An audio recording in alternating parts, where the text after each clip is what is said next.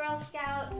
I'm Sunny and I am from Girl Scouts of Northern Indiana-Michiana in Fort Wayne, Indiana.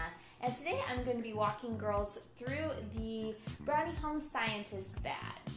So just a few reminders before we get started today. Girls don't earn the badge just from watching the video. These videos are meant to give you some inspiration and some helpful tips so that you're able to complete this badge work on your own at home or with your family members. So to earn the Brownie Home Scientist badge, there are 5 steps. Step number 1 is be a kitchen chemist. Step number 2 is create static electricity. Step number 3 is dive into density. Step number 4 is make something bubble up. And step number 5 is play with science. So before we get started with all the fun experiments that we're going to be doing today, I wanted to ask you, what is a scientist? Do they work in a lab? Do they conduct lots of fun chemistry experiments? Yes, they do those things, but they do a lot more too. So scientists help people. They work hard to create cures for diseases. They help solve crimes by investigating crime scenes. They also help invent new things like safer ways to travel. So today we're going to explore what it's like to be a scientist by doing some five really fun, some of them messy science experiments. So like I said, step number 1 is be a kitchen chemist. So now we're going to go out to my kitchen and we're going to do some kitchen chemistry. All right, we've changed locations. Now we are in the middle of my kitchen and we are going to do the step number 1, be a kitchen chemist. So the thing that's really exciting about science is that it's everywhere. It's everywhere in everyday life, and there are a lot of science experiments that can take place in the kitchen. And a lot of science in general happens in the kitchen, whether it's making ice cream in a bag or baking a cake. That's all science. So we're going to explore some kitchen chemistry today by making a very tasty salad dressing or vinaigrette. So this is what you will need for your vinaigrette. You will need some oil, and this can be vegetable oil, sunflower oil, olive oil, whatever kind of kitchen oil you have will work just fine. You'll also need some vinegar. You will need some mustard, some salt, and some pepper. You'll need a measuring cup. You'll also need a teaspoon measure, a tablespoon measure, a bowl and spoon for mixing, and then some optional things that you can also have for your salad dressing are some additional herbs and spices. So I have this Italian seasoning blend that I just thought would make my salad dressing taste really good. You can use other ones. You can kind of play with it and see what other tasty herbs and spices you have that you might want to add. And then another optional thing for your dressing is I have a jar with a lid.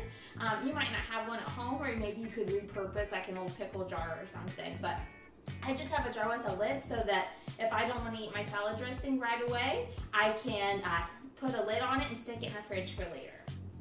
So before we get to the fun of making our salad dressing, I wanted to talk a little bit about the science behind our salad dressing. So I'm going to put in 2 of the ingredients that we're going to be using for our dressing today, which is vinegar.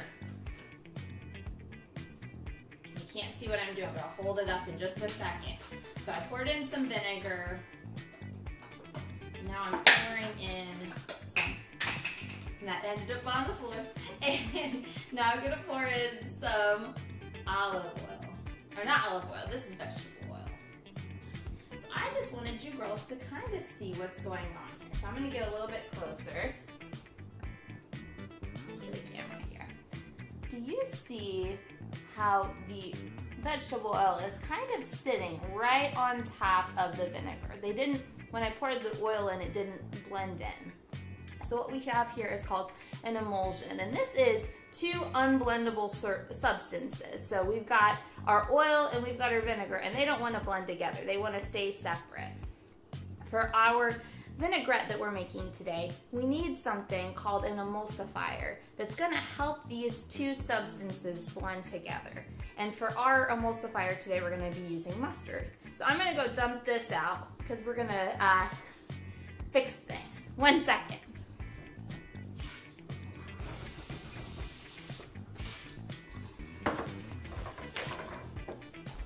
All right, and my cat, you can't see him, he is just poking his head up here, trying to visit. All right, so to make your salad dressing, this is the amounts of things that you are going to need. You are going to first start out by adding 1 teaspoon of mustard into your mixing bowl. I just got plain yellow mustard. You could probably even try, if you've got fancy Dijon mustard, you could try that and see how that works. I'm gonna add that to my bowl. Excuse my loud clanking noises. Quickly get back. Get back. The cat wants to help me make my salad dressing. All right, and now I'm going to add in a tablespoon of vinegar.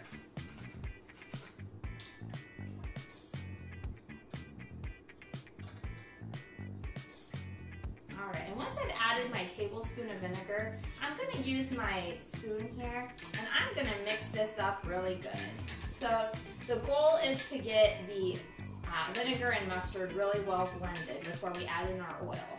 Because remember, that mustard here is helping to combine our oil and vinegar this time.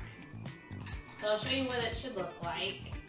It's just going to be a nice little yellow liquid consistency, trying to blend in all that mustard with my vinegar. And then we're going to measure into our measuring cup a 1/2 cup of vegetable oil. Now this part's really important. When you go to add this to your vinegar and mustard combination, you want to stir continuously, and this is going to help blend those substances together. And I'll show you what it looks like when we're all done here. So just add a little bit at a time. Again, I apologize for the noise I'm making. But when you're doing this at home, feel free to make as much noise as you want. With your parents' permission, of course. All right. Stirring this up, and you'll notice as you're stirring, there's going to be some bubbles forming. This is all part of the process. So your oil, I don't know how well you can see this. I'm going to turn my camera down a little bit. Do you see how there's these bubbles that are forming inside my dressing here? It's because this is part of the emulsion process. So it's not entirely smooth, but that's okay. That's what happens when you mix oil and vinegar together, okay? All right, and I completely finished adding in my oil.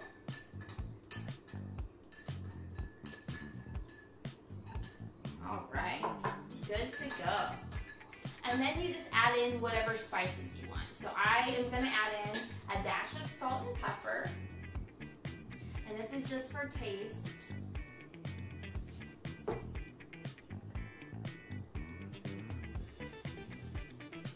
I'm gonna add a little bit of pepper in. And then I've also got my Italian seasonings that I'm gonna add, which again, you don't have to do this part. This is just what I'm adding to mine, because I think it might make it extra tasty. And once it's all finished and all blended up, I can transfer it to my jar. Now I'm gonna add in another step. I'm gonna first pour it into my measuring cup so you girls can see it, and also so I don't make a mess when I'm trying to pour it into my jar. So this is what your dressing looks like. Now that oil and vinegar blended together a lot better this time, didn't it? Now you'll notice that when you stick it in the fridge, if you don't eat it right away, so if you don't eat a salad right away, or if you don't want to use it on your vegetables right away, when you stick it in the fridge and let it sit for a little while, those two things will separate. So the vinegar and the oil will start to kind of have more of two layers again. All you need to do is stir it up, or if you've got it in a jar like I will, all I have to do is shake it up and it'll be good to go again. So then you'll have a tasty vinaigrette dressing, and like I said, you can use this on salads or your favorite vegetables like carrot sticks or celery sticks. So that is step one of the Brownie Home Scientist badge. Now we're going to move back out to my couch and we are going to do step two, which is create static electricity. Welcome back to my living room. Like I said, we are getting ready to do the step two of the Brownie Home Scientist badge, which is create static electricity. So how many of us have ever heard of static electricity before?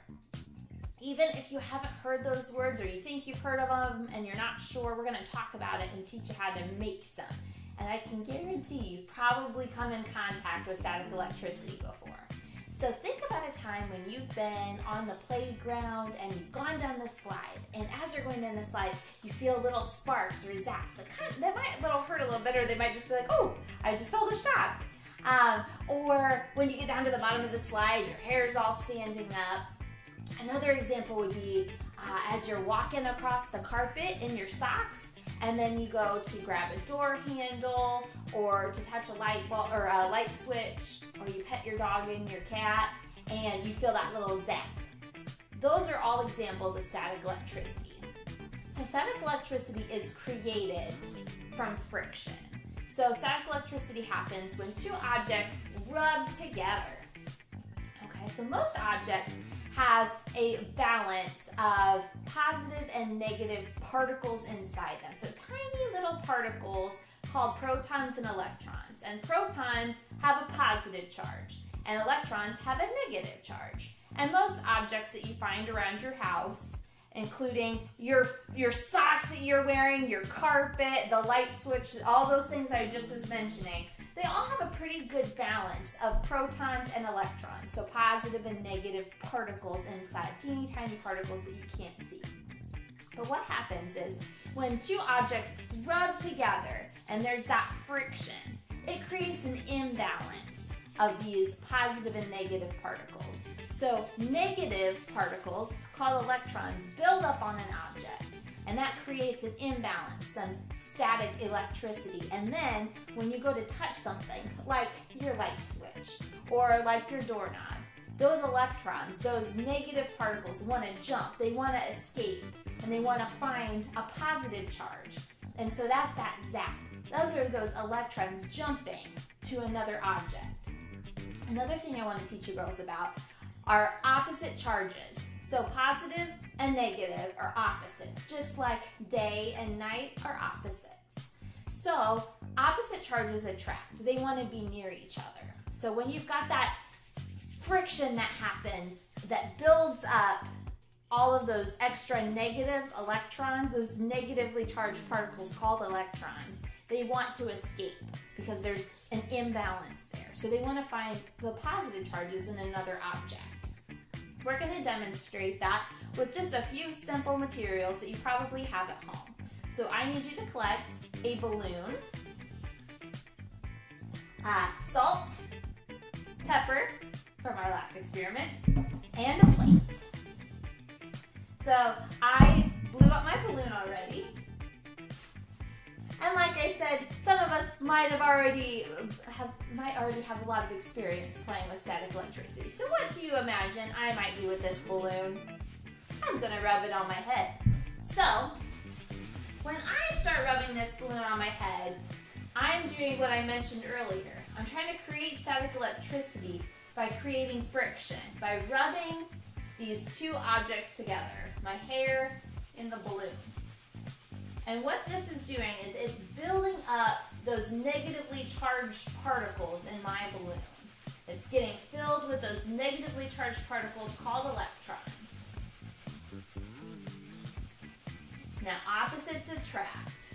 And my negatively charged balloon wants to find something positive to stick to or to release some of those electrons. And now my balloon is attracted to my positively charged hair. All right, we can see this in another way too. So I'm gonna rub it again, get it nice and fully charged up. And this part looks kind of like a magic trick, okay? So I'm going to see if I can stick it to the wall. And it sticks to the wall. And it looks like I have a magically floating balloon. But it's not magic, it's actually science. And the reason it's sticking to the wall is because this is so full of those negatively charged particles. And so they're looking for positive particles to stick to. So it is attracted to the positively charged particles in that wall, which is why my balloon appears to be floating. It'll fall down eventually. Another fun thing that you can do with your balloon is if you take your salt and pepper and you sprinkle a little bit on your plate here, just like this. I'm gonna charge up my balloon one more time.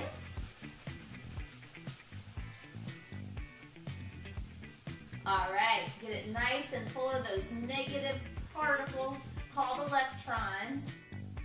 And then if you watch and listen closely,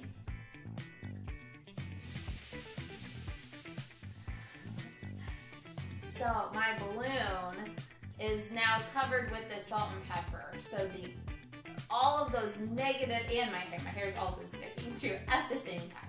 So all of these negative particles inside this balloon are looking for a way to escape. They're looking for some positively charged particles. And that is why they have attracted and had all of that salt and pepper stick to it, and why my hair is still wanting to stick to my balloon. So that is step 2 of the Brownie Home Scientist badge, which is create static electricity. Now I'm going to go put my messy balloon and salt and pepper in the kitchen, and I'll be right back, and we will continue with step 3. All right, girls, so step 3 of the Brownie Home Scientist badge is dive into density. So for this experiment, I want you to think about how come some objects float in the water and others don't. So firstly, think about what kinds of things float on water. Can you think about times that you've seen something float?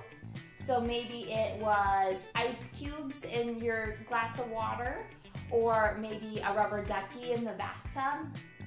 So these are all to do with something called density. Density isn't weight, but it's kind of similar. So think about a time when you've been maybe playing in a pool or in a lake. Have you ever laid on one of those floaties or worn those floaties on your arms? What happens when you wear those? They keep you from going underwater, right? This is because those floaties are less dense than the water around you. So they keep you on top, and they help hold you up above the water. We're going to experiment with density with just a couple other household things that you probably have at home. So what you'll need for this experiment are a tall glass, a can of lemon lime soda. I've got some sparkling lemon lime water, so sparkling water will work as well. And then you'll also need a box of raisins. Now, I didn't have raisins at my house, so we're gonna try it out with some craisins, which are just dried cranberries. I think that'll work the same, but we're gonna find out together.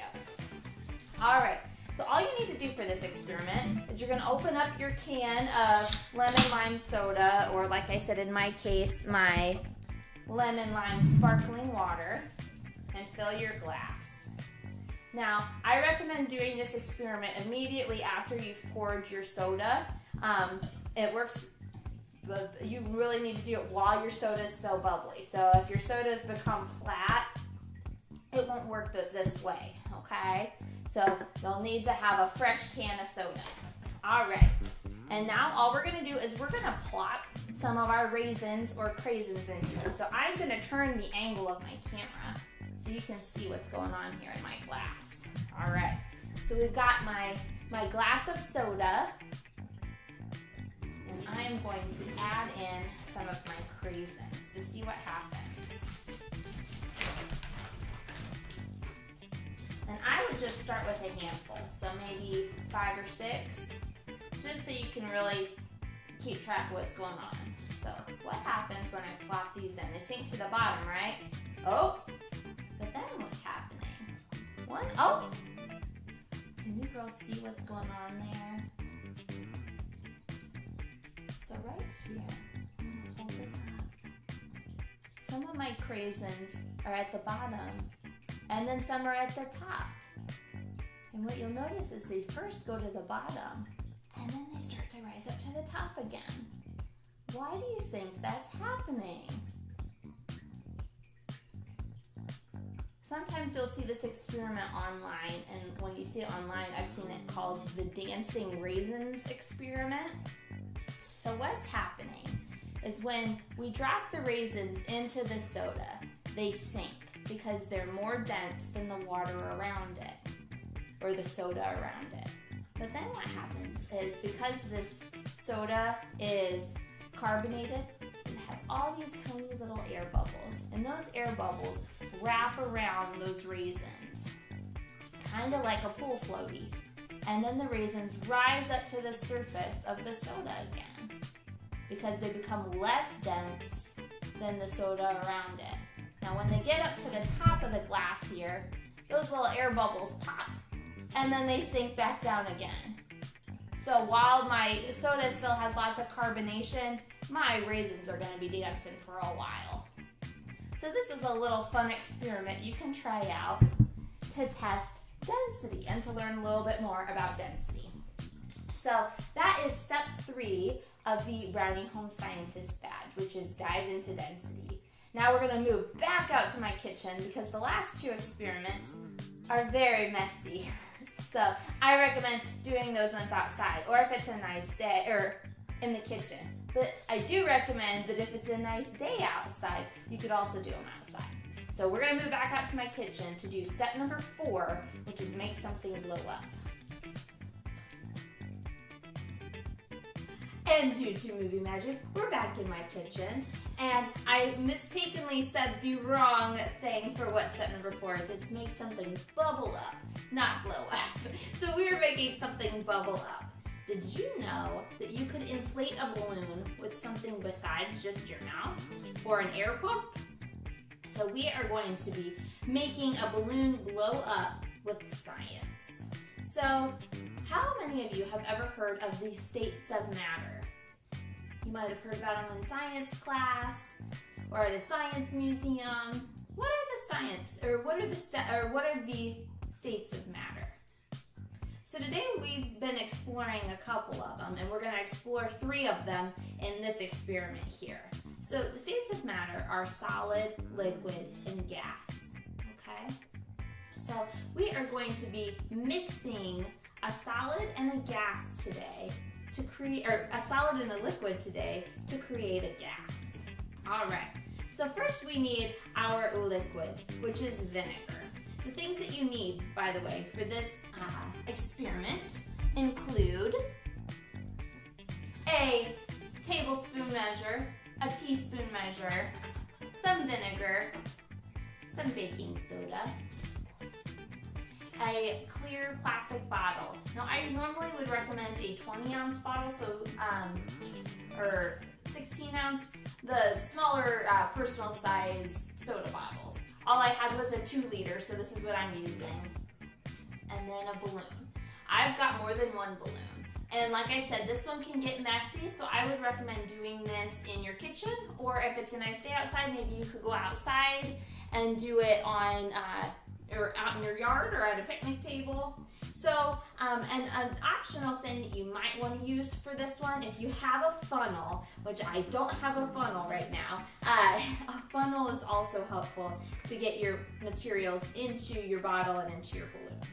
So to get us started, we need to put a teaspoon of baking soda into our balloon.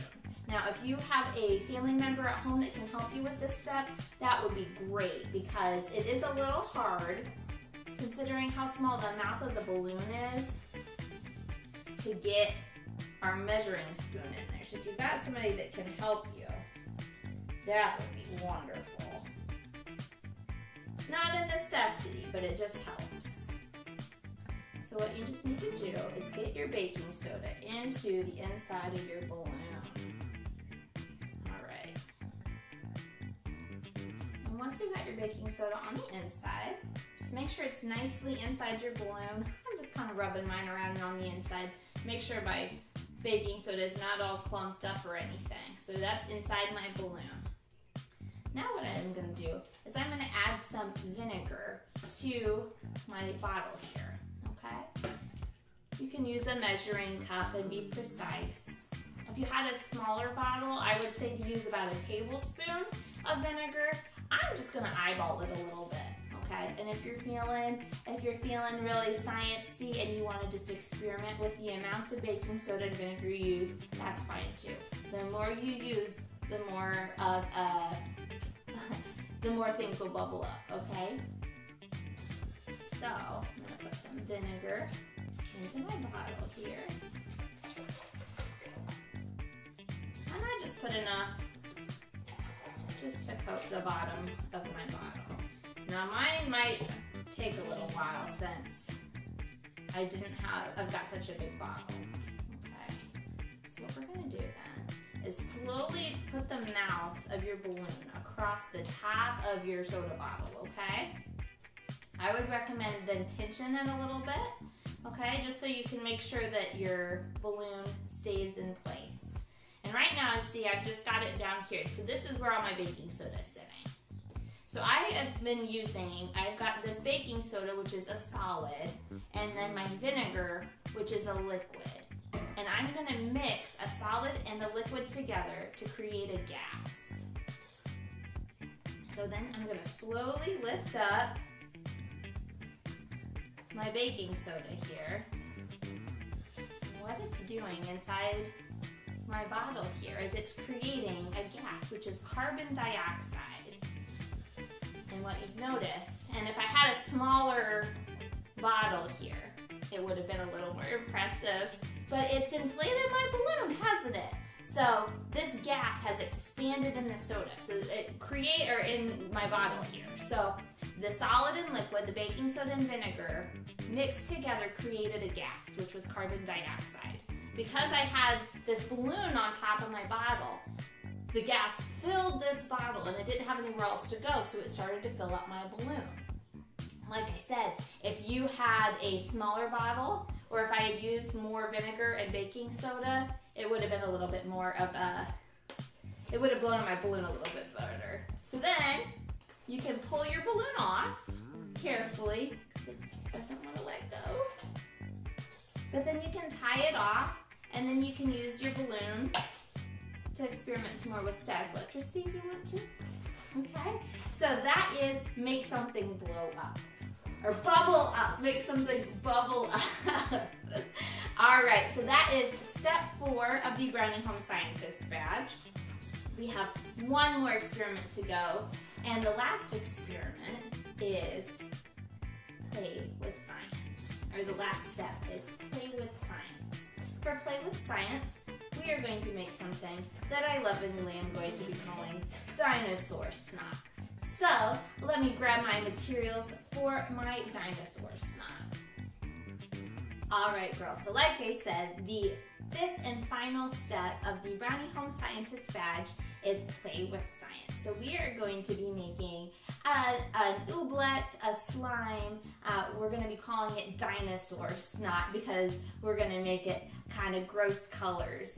So what you'll need for this experiment are a mixing bowl, a spoon or spatula, a measuring cup. I've got 2 because I wanted to have my water pre-measured.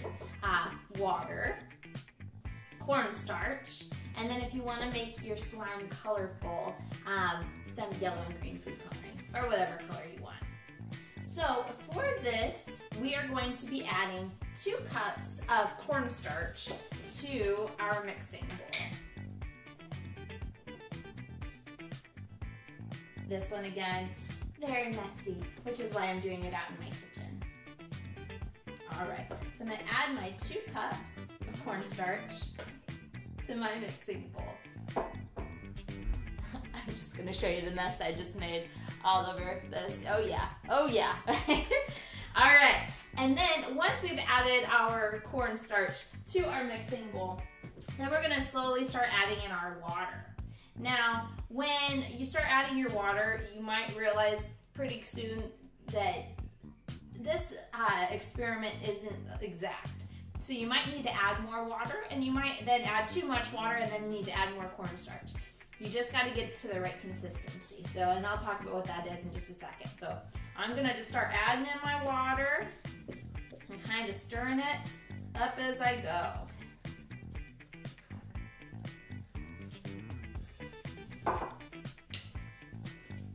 Get that kind of blended in together. Oh yeah, we might need some more water for this.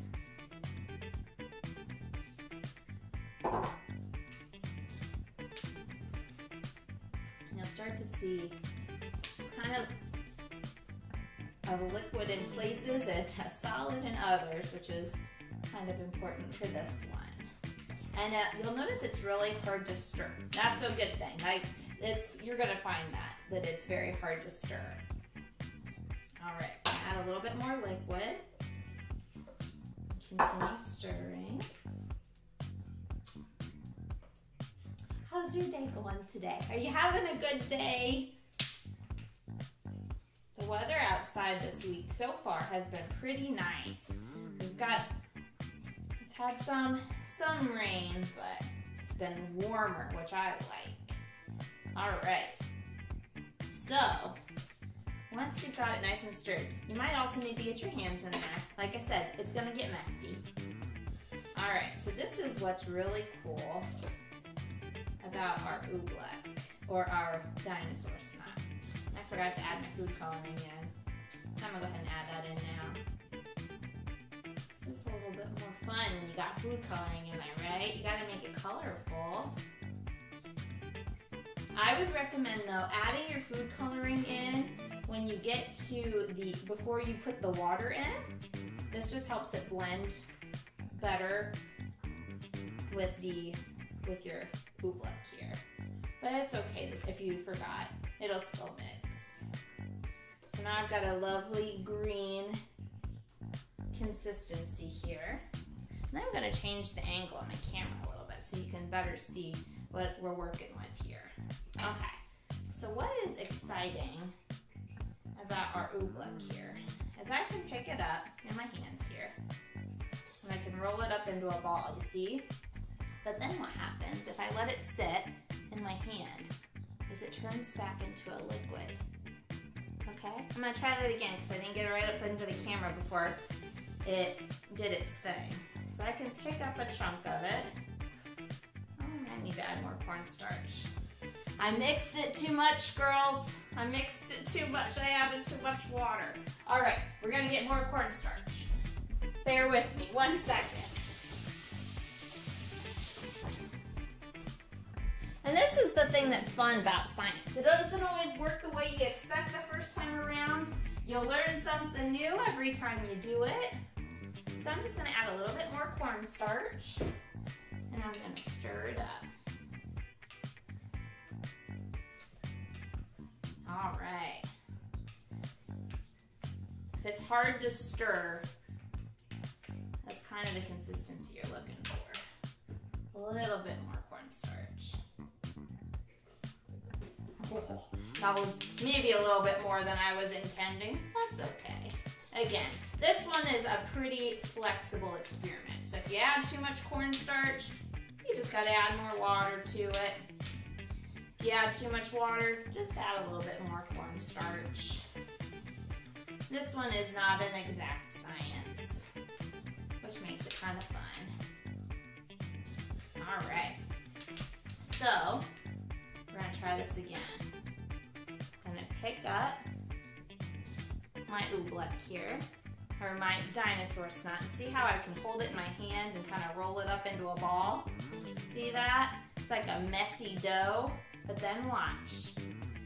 If I hold it in my hand, it melts and turns into some ooey gooey slime, right? So what we've made here is a substance called a non-Newtonian fluid. Okay, can you girls say that? A non-Newtonian fluid. So what this is it's not quite a liquid and it's not quite a solid. It's kind of right in the middle, okay? So sometimes it acts like a solid. So I can pick it up and I can hold it in my hand and I can kind of roll it up into a ball. But then if I'm not putting pressure on it, it melts and turns kind of back into a goopy liquid, right? So this is a very fun experiment that lets you play with science, okay? So you get to make a mess and you get to learn a little bit too. All right. So thank you girls so much for tuning in to our most recent GSNIM virtual badge session. Like I said, I'm Sunny, and I hope you girls have fun and enjoy doing all of these different experiments.